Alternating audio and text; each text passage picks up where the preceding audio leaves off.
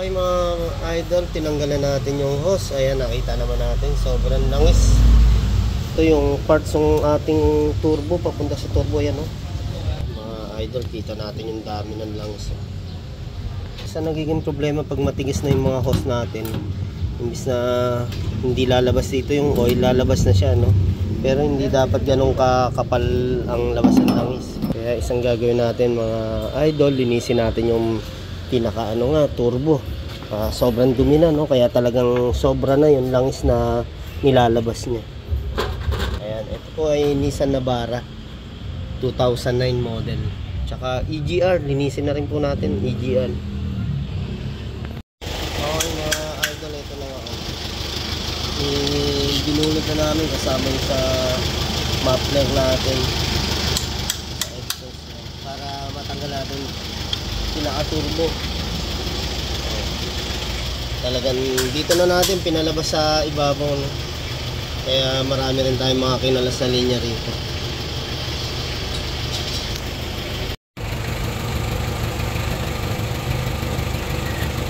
Ayun nga mga paps, no? Sobrang dumi naman pala talaga. Talagang napakadumi naman pala talaga mga paps. Puro carbon.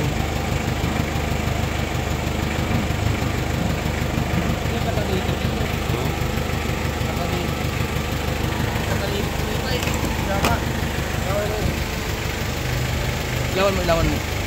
Ayun, sus. Yun ang kalalinisin dyan. Para malang sa ngatak. Ayun. Screen yun eh. Ha? Screen. Sarado na yan? Oo, yan o. Tataliti kaya ng mga idol, no? Tsaka daming carbon. Yan o. Spray natin yan. Okay, ito nga mga paps, no?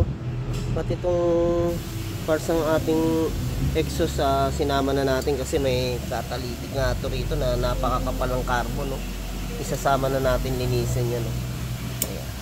Ayan, ito yung turbo natin, no? Sa ganyang kakapal ng dumi, talagang maapektuhan yung takbo ng ating sasakyan, no? Halos hindi na makahinga, no po. Ayan, sa Nissan Navara. Pati EGR po, lilinisin na rin natin. Pati yung mga hose na medyo bitak-bitak na papalitan natin. Ayan. Ayun mga idol, malapit na natin mabuksan. Ito talagang sobrang kapal ng carbon nito.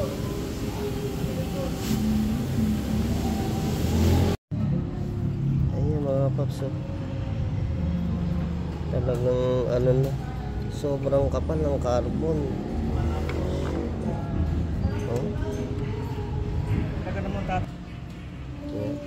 Mga paps, natanggal na nga namin, no? Napakakapal ng carbon. Ayan, pati yung mga kamay ko puno na ng carbon.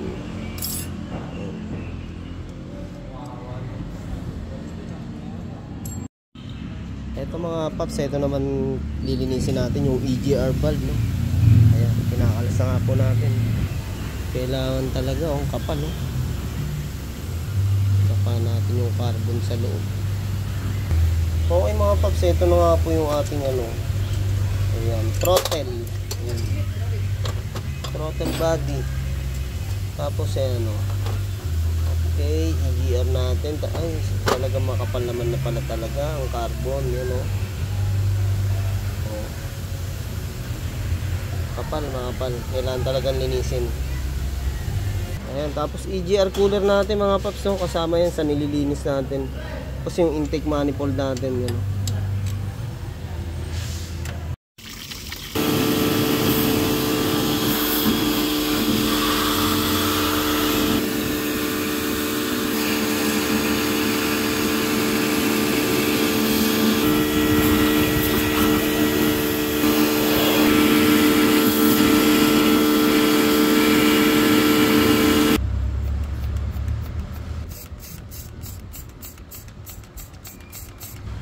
Parang naglalaba.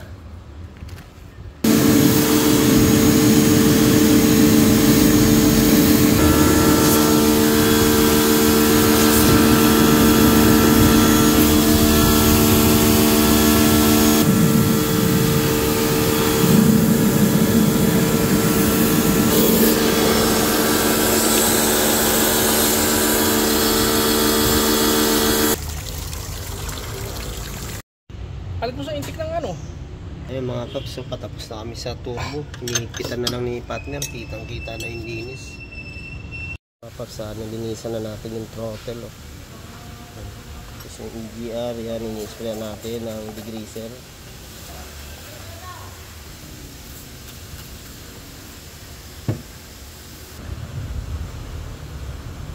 Okay mga paps, salpak na namin yung turbo. Ayan. Ano may kasama itong mga lakapon? Tagal mo? Wala.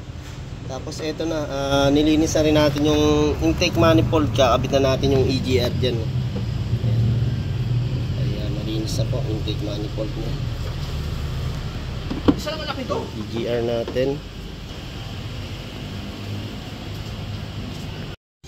Okay mga paps, eto nga, patapos na kami, no? Sinasalinan na lang po namin ng coolant.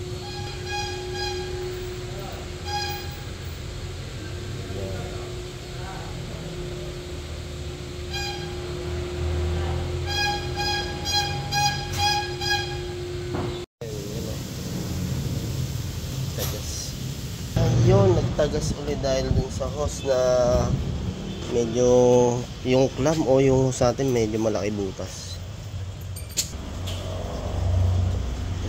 Pinalitan natin tong clamp ni pare.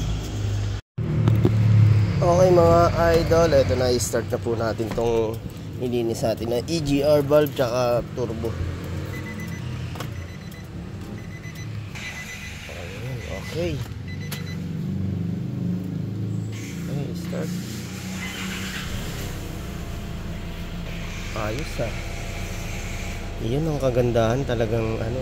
Compare sa yung una nating tinest drive siya tapos sinubukan natin i-start, talagang medyo maganit tsaka parang hirap siya mag-start. Hindi gaya po nito nung nalinisan natin yung EGR valve tsaka turbo. Guminhawa yung tunog tsaka yung eto pag pinipilit natin yung susian talagang ang bilis mag start.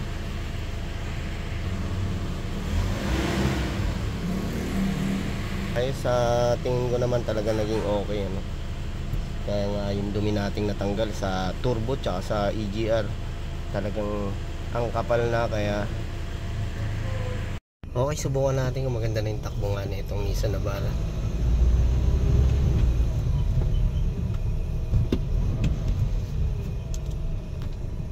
Ayos ang lakas ng hatak mga idol.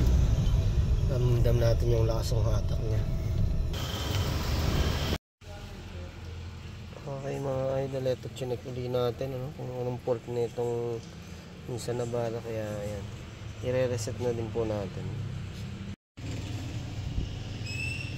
Okay nga mga paps, na lumabas uli yung transmission, yung mga fault nya, airbag, heater, BCM, yan. Subukan po natin i-reset no. Data. Ang ganda tayo sa race code.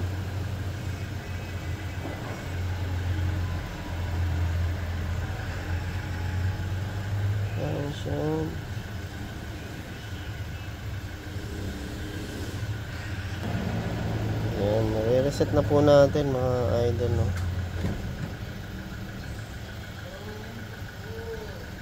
Airbag ang hindi mawala.